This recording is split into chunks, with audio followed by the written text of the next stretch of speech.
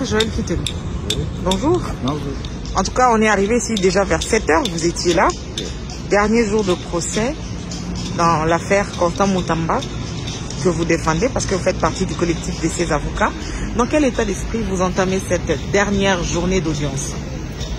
Sereinement prêt, puisqu'on est habitué à attendre quand la Cour se prononce pour les instances judiciaires rendent leur décision.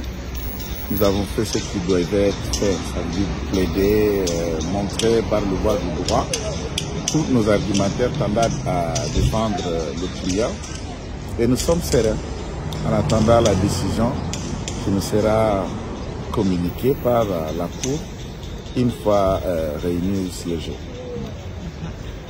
Quel est le message que vous lancez à tous ceux qui attendent, qui voudraient venir soutenir Constant Moutamba? On entend à gauche, à droite non, des manifestations. Je crois qu'il y a un réquisitoire la réquisition demande de force signée par le parquet près le TGI Gombe. Toutes les personnes qui veulent soutenir Maître Constant Moutamba peuvent venir, peuvent le soutenir. Mais nous les rappelons, c'est dans la légalité, dans le respect de la loi, en évitant de troubler l'ordre public, en évitant de s'adonner à tout acte de vandalisme, en évitant de faire tout ce qui ne peut pas respecter le loi de la République. Il est légaliste, il n'est pas un incivique Maître Moutamba, il respecte le loi de la République, mais également la Cour. Ils peuvent le soutenir tout bonnement, tout dignement, sans violer la loi.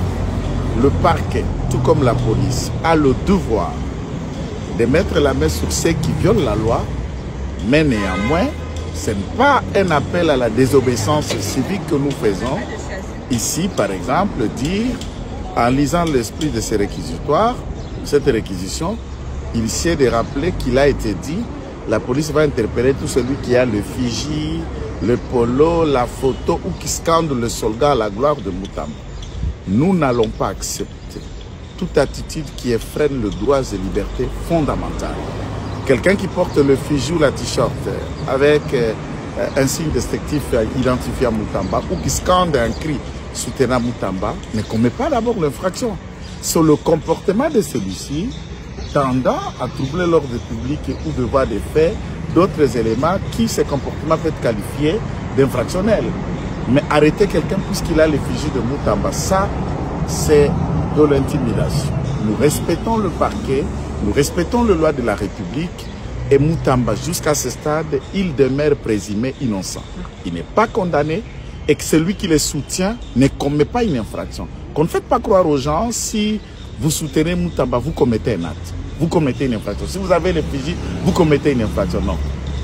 Cette attitude de l'État policier, nous n'apprécions pas. Nous pensons que les uns et les autres doivent faire ce qui doit être fait d'application au respect des droits congolais, au respect des libertés fondamentales de notre peuple, car chez nous, la liberté de culte, la liberté d'expression, la liberté de religion, la liberté de pensée est protégée par la loi mère qui est la Constitution. Et nous estimons que le parquet se verra dans l'obligation d'appliquer la loi et de ne mettre la main qu'à ceux qui violent la loi. Considérer qu'un t-shirt, un cri à faveur de Moutamba est un acte qui viole la loi, c'est l'anarchie. Ça, nous ne soutenons pas. Merci beaucoup, maître. Bonjour.